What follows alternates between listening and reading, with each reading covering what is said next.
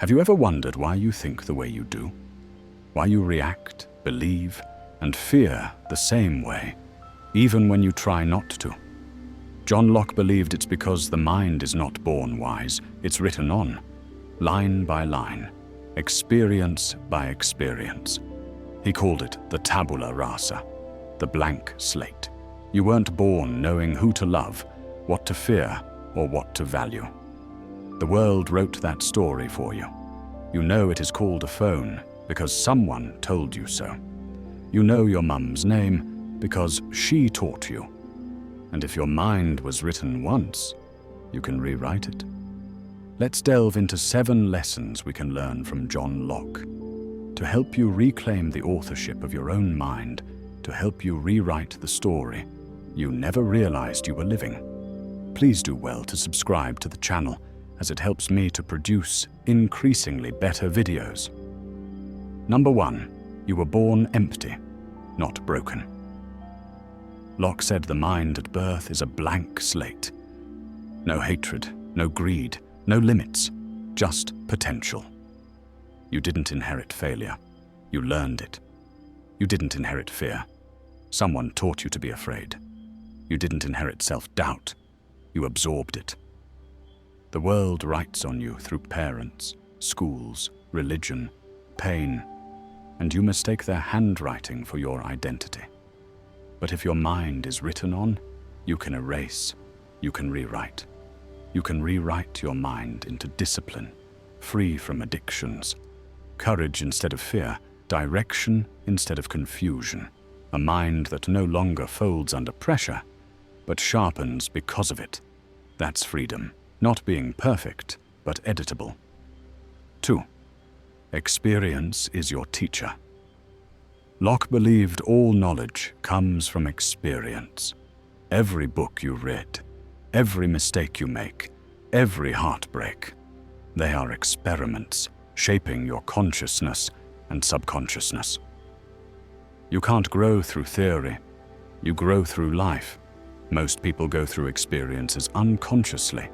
They feel pain, feel fear, feel failure, but they never stop to ask, what is this trying to teach me? What pattern keeps repeating? Why does this trigger me? Experience doesn't teach you by itself. Reflection does. Once you understand why things happen to you, you no longer feel like life is random. You feel in control, not of the world, but of yourself. You grow at a rate others simply cannot match. 3. Control what enters the mind. If the mind is a slate, every thought, image, and influence is chalk. Who's holding your chalk? The news, social media, people you care about. Most of your thoughts aren't even yours. They're echoes from childhood to now. Leftovers from someone else's fear. Locke would say, guard your inputs, curate what you consume, because whatever enters your mind eventually writes your life. Today, algorithms are the new philosophers. They decide what you see, what you desire, and what you fear. Every scroll, every like, every pause is a lesson, teaching your mind what to value. The danger isn't that machines are thinking for us. It's that we've stopped thinking for ourselves. When your mind is guarded, no one can plant their fears, shame, or control inside you. You stop being programmable. 4. Freedom begins in the mind. John Locke's philosophy built modern democracy, the belief that no one has the right to rule your mind or your life. He believed reason is the only true ruler. The moment you start thinking for yourself, you stop being controlled by others. Your boss can own your time, your government can own your taxes. But no one can own your mind unless you hand it over. Other people's opinions aren't law. Their judgments aren't truth. Their expectations aren't commandments. You can listen, you can consider, but you decide. The moment your own reasoning becomes your primary authority, you stop being controlled by the others, you start being guided by yourself. This is Locke's revolution. You rule yourself first, or someone else will. 5. Question the system that raised you. Locke warned that society trains obedience before understanding. Schools reward memorization, not reasoning. Religions preach fear before reflection. He said, truth isn't inherited, it's discovered. If you never question what you've been told, the doctrines you believe in, you're not thinking. Every generation must revolt against the programming of the last. That's not rebellion, that's evolution. It takes courage to question the system that raised you, to admit your parents might have been wrong, that your teachers might have been limited, that your church might have been afraid. But truth doesn't come from loyalty to tradition. It comes from loyalty to reality. You didn't choose your beliefs. You inherited them. You didn't choose your fears. You absorbed them. To truly question the system that raised you, ask yourself, why do I believe what I believe? Where did this idea come from? Who taught me this fear? When you start tracing the roots of your beliefs, you notice something startling.